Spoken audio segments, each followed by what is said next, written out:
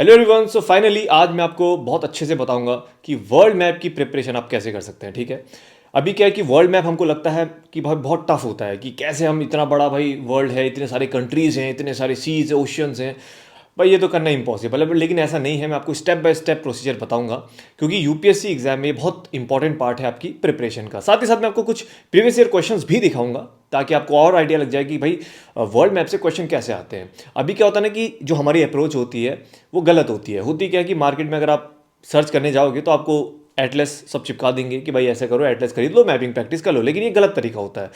हर एक चीज़ को करने के लिए ना यार आपको जीरो से स्टार्ट करना पड़ेगा, बेसिक से स्टार्ट करना पड़ेगा। हमने इससे पहले थोड़ी मैपिंग प्रैक्टिस करी है कभी स्कूल में अच्छे से, है ना। बहुत से साइंस बैकग्राउंड से है, नहीं पता कुछ, तो इसमें कोई शर्माने वाली बात नहीं है। बेसिक से स्टार्ट करना है।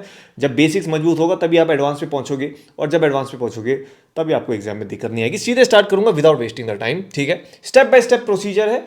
जो जो चीज़ें मैं बोलूंगा उसको ध्यान से सुनिएगा, घर पे प्रैक्टिस करना। ट्रस्ट में आपकी मैपिंग इतनी अच्छी हो जाएगी, और जिसकी मैपिंग अच्छी है तो फिर आप उसका आईआर भी अच्छा होगा, उसकी पॉलिटी भी अच्छी होगी, सब कुछ अच्छा होगा। क्योंकि जब आपको पता है जब आपको पता है कि भाई हमारे जो वर्ल्ड में इतनी सारी कंट्रीज़ हैं, उनका लोकेशन क्या है, उनका जोग्राफिकल लोकेशन क्या है, कौन सी के पास में है, कौन ओशन के पास में है, दो जो कंट्रीज उनके बीच का डिस्टेंस कितना है, बहुत छोटी छोटी चीज़ें हैं, बहुत डिपेंड करता है जोग्राफी में। ठीक है, तो चलिए सीधे स्टार्ट करते हैं विदाउट वेस्टिंग द टाइम। अब देखिए, सबसे पहले जो टास्क होता है वो ये होता है कि आपको पता होना चाहिए ग्लोब के बारे में थोड़ा सा, है ना। ग्लोब की अंडरस्टैंडिंग बहुत ज़रूरी है। तो आपको बस इतना पता होना चाहिए कि सबसे पहला तो आपको ये आइडिया होना चाहिए कि भैया हमारा लैटिट्यूड क्या होता है। ठीक है ना, क्लास 6 की एनसीईआरटी में होता है, बहुत से पढ़ते नहीं हैं, कंफ्यूज रहते हैं लैटिट्यूड लॉन्गिट्यूड में।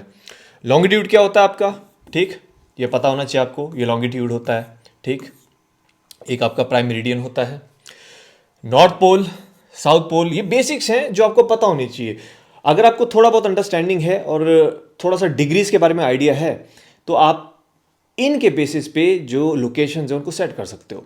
बट अभी सिर्फ बेसिक्स रखते हैं, ज़्यादा डीप में नहीं जाऊंगा। क्लास 6 की एनसीईआरटी में अच्छे से मेंशन्ड है। ठीक है, एक बार उसको खोल के थोड़ा सा पढ़ लेना। Latitude, longitude, prime meridian, north pole, south pole, northern hemisphere, southern hemisphere, एक थोड़ा सा बेसिक्स आपको पता होने चाहिए। ठीक है, इक्वेटर, चलो इस पर मैं आगे बात करूंगा। तो पहला ये आपका एक बेसिक आइडिया है कि इतना आपको पता होना चाहिए। ठीक है, चलिए अब दूसरा पॉइंट। जब भी आप वर्ल्ड मैप की तैयारी करोगे ना यार, तो what you have to keep in mind is one thing. अभी आपको सिर्फ एक बेसिक ढांचा जो होता है ना, ढांचा बहुत मैटर करता है, स्ट्रक्चर। वर्ल्ड मैप का स्ट्रक्चर क्या है। अभी आपको ये जो कंट्रीज नहीं सर्च करनी कि फ्रांस कहाँ पे है, यूके कहाँ पर है, नहीं, आपको कॉन्टिनेंट्स देखने हैं कि हमारा जो ग्लोब है, ठीक है, ये हमारा एक वर्ल्ड मैप है, इसमें भाई कितने कॉन्टिनेंट हैं, मोटा मोटा आइडिया होना चाहिए। मैं आपको एक रफ फिगर भी दिखाऊंगा कि, और आपको इतने परफेक्शन वे में एग्जाम में नहीं ड्रॉ करना पड़ता, आपके पास टाइम नहीं है वहाँ पे। ठीक है ना, तो ऐसे मत सोचना कि एग्जैक्टली मैं अफ्रीका ऐसे ऐसे ऐसे ऐसे बनाऊंगा, कोई नहीं पूछता वहाँ पे। मोटा मोटा समझ में आ जाना चाहिए, दैट्स इट। ठीक है ना, आपके पास मुश्किल से 15 सेकंड होंगे वहाँ पे वर्ल्ड मैप बनाने को या इंडिया का मैप बनाने को। तो please keep this thing in mind.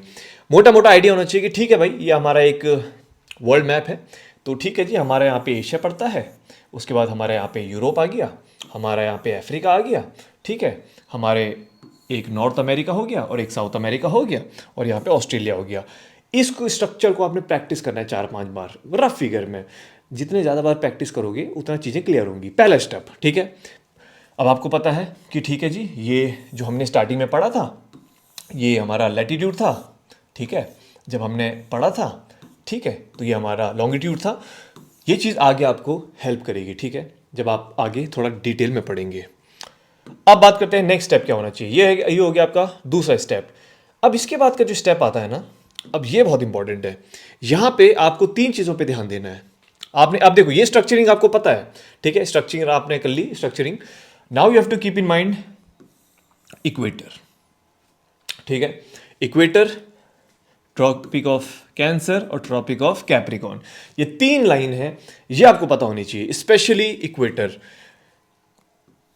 जिस जिस कंट्री से ये पास होती है प्लीज याद कर लो, लर्न दी कंट्रीज।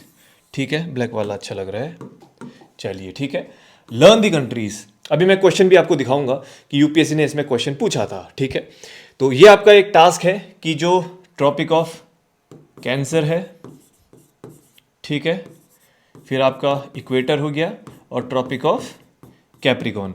ये किन किन कंट्री से पास होते हैं वो आपको याद करना है। ये हो गया आपका थर्ड स्टेप, ठीक है ना। तो ये आपका थर्ड स्टेप। चलिए अब देखो, स्ट्रक्चरिंग आपको पता है। जब स्ट्रक्चरिंग आपको पता है, ठीक है, तो उसके बाद जब आप थोड़ा सा इक्वेटर एक लाइन मार दिया आपने, यानी कि आपका एक ग्लोब सेट बन गया, आप इजीली फिगर आउट कर पाओगे। मतलब आपने डिवाइड कर दिया हेमिस्फीयर को, नदर्न हेमिस्फीयर, सदर्न हेमिस्फीयर, और आपको पता चल गया कि भाई इसका जो पार्टीशन है वो कहाँ से हो रहा है, ठीक है। चलिए अब नेक्स्ट हम प्रोसीड करते हैं। अब उसके बाद, उससे पहले एक और चीज़ मैं यहाँ पे बताना भूल गया। जो उसके बाद का जो स्टेप होता है, जो कि 7 का स्टेप होता है, वो ये ओशियंस। पहला था कि लैटिट्यूड लॉन्गिट्यूड आपको पता होना चाहिए। सेकंड था कि स्ट्रक्चरिंग, की कॉन्टिनेंट कहाँ कहाँ पे आते हैं। थर्ड था ये equator, tropic of Cancer, tropic of Capricorn कहाँ से पास होता है। फोर्थ स्टेप ही ओशन।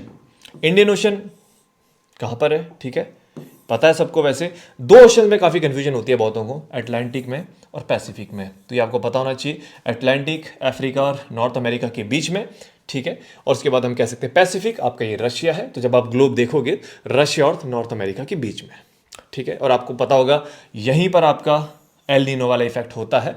तो देखो, मैपिंग से बहुत सारी चीज़ें आसान हो जाएंगी, ठीक है।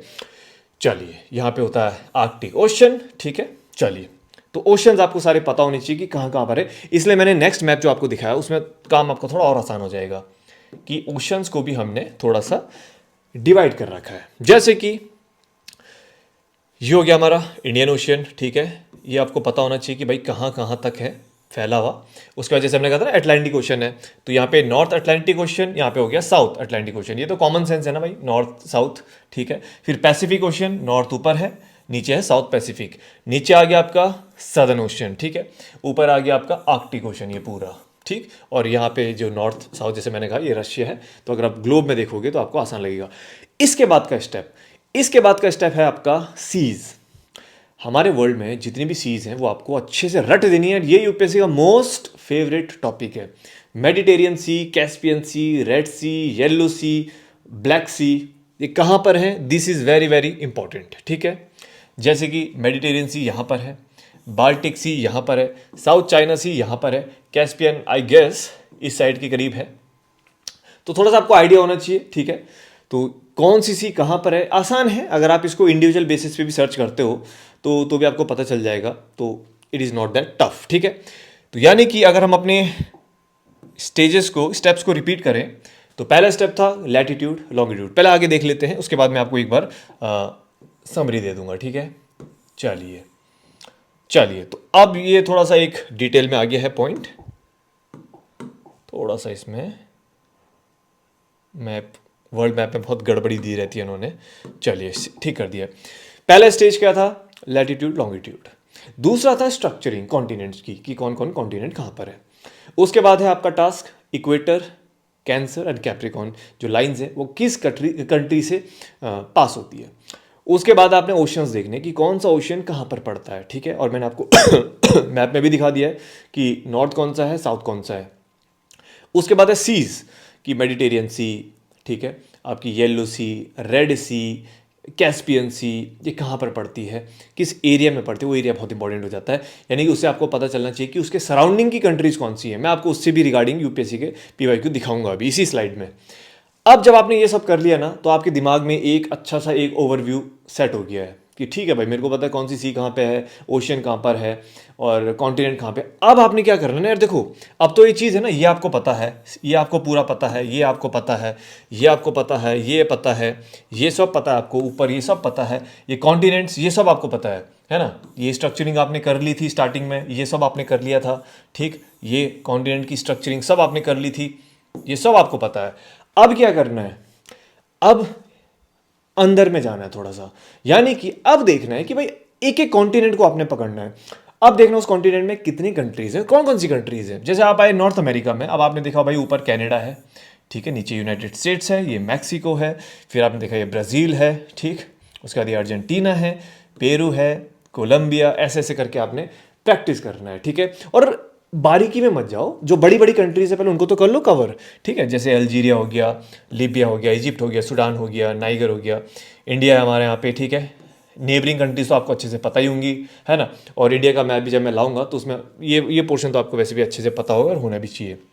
उसके बाद ऑस्ट्रेलिया है, ठीक। तो ये सारी चीज़, न्यूजीलैंड यहाँ नीचे पड़ता है, ये आपको पता होना चाहिए। स्पेशली ये हो गया रशिया, ये वाला तो बहुत ईजी पार्ट है, 2-3 बार प्रैक्टिस करोगे ना बहुत आसान है, ठीक है। चलिए अब जैसे कि ये हो गया आपका, ये है ना मैं बता रहा था कैस्पियन सी, तो ये है आपका कैस्पियन सी, ठीक है। तो ये हो गया आपका कजाकिस्तान हो गया, मंगोलिया हो गया, ईरान। तो ये ऐसे ऐसे करके आपने स्ट्रक्चरिंग करनी है और थोड़ा सा माइक्रो, यानी कि हर कॉन्टिनेंट के अंदर आपने आके देखना है चीज़ों को। बस अगर आपने इतना यहाँ पे कर दिया, डन। क्योंकि यहाँ ये फाइनल स्टेज है आपका, फाइनल स्टेप है ये। अगर आपने अच्छे से कर लिया, अब कुछ बचा नहीं है। अगर जिसका पॉलिटिकल मैप स्ट्रांग है तो उसका मतलब ये लगा लो कि उसको फिजिकल मैप पे भी दिक्कत नहीं आएगी। पॉलिटिकल स्ट्रांग है तो फिजिकल भी आपका स्ट्रांग हो जाएगा। इसमें बस वो जो इंपॉर्टेंट जो फिजिकल फीचर्स हैं, ठीक है, रिवर्स हो गए, ठीक है, माउंटेन रेंजेस हो गए, तो वो बहुत लिमिटेड है, उनको रटना है सीधे। इंपॉर्टेंट कौन से हैं, कहाँ पर हैं, याद करना है। उसमें ज़्यादा कुछ है नहीं समझने के लिए, लेकिन ये स्ट्रक्चर बहुत ज़्यादा इंपॉर्टेंट है, ठीक है। चलो अब प्रोसीड करते हैं। मैंने शायद इसमें एक स्ट्रक्चर रखा था, शायद मैं रखना भूल गया। चलिए कोई दिक्कत नहीं है। स्ट्रक्चरिंग के लिए ना आप ये वाला याद कर लो, ये वाला है, तो ये सबसे मदद करेगा ये मैप आपको एक स्ट्रक्चर रेडी करने के लिए, ठीक है ना। तो इसको एकदम फोटो ले लो, स्क्रीनशॉट ले लो, दिस विल हेल्प यू, ठीक है। अब बात करते हैं कुछ इंपॉर्टेंट रीजन्स। अब होता क्या है ना कि मैप में भी आपने पूरी स्ट्रक्चरिंग कर ली, लेकिन अब आपका सवाल यही होगा कि भाई क्वेश्चन किससे आएगा, इतना सारा मैं नहीं याद कर सकता, क्वेश्चन किससे आएगा। आसान भाषा में बोलूं, ठीक है, प्लेसेस या फिर रीजन्स इन न्यूज़। बस जो चीज़ें न्यूज़ में होंगी ना, यूपीएससी उसी में से क्वेश्चन पूछेगा। सबसे आसान हिंट, कुछ इंपॉर्टेंट रीजन्स हैं, जैसे मिडिल ईस्ट हो गया, मेडिटेरियन रीजन हो गया, फेवरेट टॉपिक है भाई यूपीएससी का ये, ठीक है। ईस्टर्न यूरोप हो गया, इंडियन ओशन आइलैंड हो गया, साउथ ईस्ट एशियन नेशंस हो गए, इनके आजू बाजू में जो भी रीजन्स हैं, ठीक है, सीज हो गए, ओशन या कंट्रीज़, तो वहाँ से क्वेश्चंस काफ़ी आ जाते हैं, आइलैंड, वो सारी चीज़ें, ठीक है। अब थोड़े से हम पीवाईक्यू देख लेते हैं।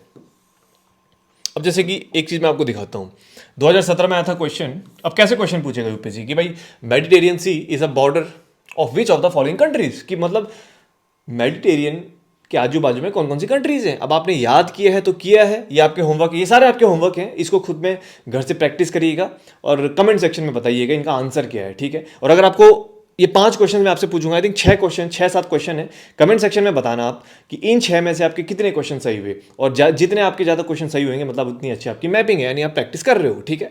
2017 में था। अब कीवर्ड कैसे ढूंढने होते हैं, ये होता है कीवर्ड, ठीक है। जैसे आप बोल दो ना कि भाई पीवाईक्यू एनालिसिस कैसे करना है, तो दिस इज द कीवर्ड, ठीक है। 4 यहाँ पे कंट्रीज दे दिए, ऑप्शन दे दिए। अब देखो यहाँ पे, which one of the following countries of the south west Asia does not open to the Mediterranean sea. Again ये था 2015 का क्वेश्चन, ये था 2017 का क्वेश्चन, और कीवर्ड आपका मेडिटेरियन सी, यानी ये रीजन आपको अच्छे से पढ़ना है। कभी भी क्वेश्चन आ सकता है। और सोचो यार, हर एक सब्जेक्ट से अगर आपको 4-5 मिनिमम 4-5 कीवर्ड्स पता चल गए, टोटल हमारे 7 सब्जेक्ट्स हैं, 6 सब्जेक्ट्स हैं प्रीलिम्स में, अगर 25 क्वेश्चन आपको ऐसे मिल जाते हैं तो क्या बुराई है इसमें। एक एक नंबर की लड़ाई होती है, आखिरी में जो कट ऑफ के लिए 8-10 नंबर का जो गैप होता है, हज़ारों स्टूडेंट वहाँ पे फंसते हैं, तो एक एक नंबर बहुत कीमती होता है। यहाँ पे आप लग रहा है एक नंबर से क्या हो जाएगा, ऐसे बहुत सारे टॉपिक्स हैं, सब्जेक्ट्स हैं, एक एक नंबर मेक्स अ डिफरेंस, ठीक है। दूसरा क्वेश्चन। अब तीसरा क्वेश्चन, ठीक है, यह था आपका 2009 में, 2009 में, ठीक है। अब ये है कि यहाँ पे दे दिए हैं 4 countries through which of the about does the tropic of Capricorn pass. याद वाली चीज़ है, वहाँ पे देखो एलिमिनेशन मेथड आप लगा सकते हो कि आपको वर्ल्ड मैप याद है, आपने मैप में ट्रॉपिक ऑफ कैप्रिकॉर्न लाइन बना दी, फिर आजू बाजू में थोड़ा सा इसमें भी आप थोड़ा सा लॉजिकल गेस कर सकते हो, थोड़ा बहुत एक कैलकुलेटेड गेस भी ले सकते हो, क्योंकि अगर आपको कुछ कंट्रीज पता है कहाँ पर है, बट अगर याद है तो आपका काम वैसे ही आसान है, ठीक है। तो इन चारों में से कौन सा है। उसके बाद आता है 2008 में आया था, which of the following cities is nearest to the equator. अब यहाँ पे पूछा गया है नियरेस्ट टू द इक्वेटर, यानी कि हो सकता है एक कंट्री यहाँ पे है, एक कंट्री यहाँ पे, एक कंट्री यहाँ पर, एक कंट्री यहाँ पर है, नियरेस्ट कौन सी है, ठीक है। तो ऐसा वाला क्वेश्चन भी आता है। कहने का मतलब ये है कि सिर्फ जो कंट्री इक्वेटर से पास हो रही है, ठीक है, यानी सॉरी, जो इक्वेटर जिस कंट्री से पास हो रहा है उसके अलावा भी उस लाइन के पास में कौन सी कंट्री है वहाँ से भी क्वेश्चन बन सकता है। ठीक है, तो 4 क्वेश्चन ये हो गए और बाकी 3 क्वेश्चन ये हैं, तो मैंने थोड़ा स्पेस की वजह से तीनों को क्लब कर दिया है। जैसे कि अगेन अब देखो टेक अवे क्या है, जैसे आप बोलते हैं ना PYQ से एनालिसिस कैसे करें, in which of the following is Malta located. ठीक है ना, अब 2008 का क्वेश्चन है, एक है बाल्टिक सी, यानी पढ़ लो इसको।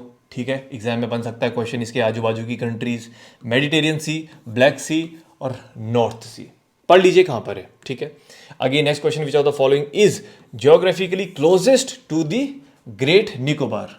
अब न्यूज में था इसलिए क्वेश्चन आ गया। अब आप लोग यार ये कहां से आ गया सवाल, न्यूज में था ग्रेट निकोबार, इसलिए यूपीएससी ने क्वेश्चन पूछ लिया।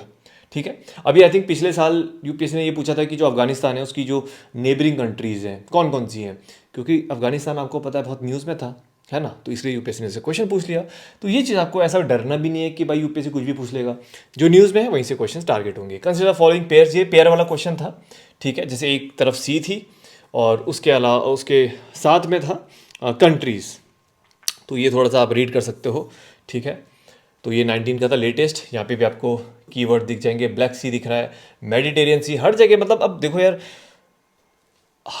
इससे आपको अच्छी खासी हिंट मिल जाएगी, अच्छी खासी आइडिया लग जाएंगे कि कौन से ऐसे टॉपिक्स हैं विच आर इंपॉर्टेंट। ठीक है, तो ये चीज़ है। तो टोटल ये आई थिंक 3 4 5 7 क्वेश्चन हैं, तो कमेंट करके ज़रूर बताइएगा इनमें से आपको 7 में से कितने क्वेश्चन आपको अच्छे से आते हैं।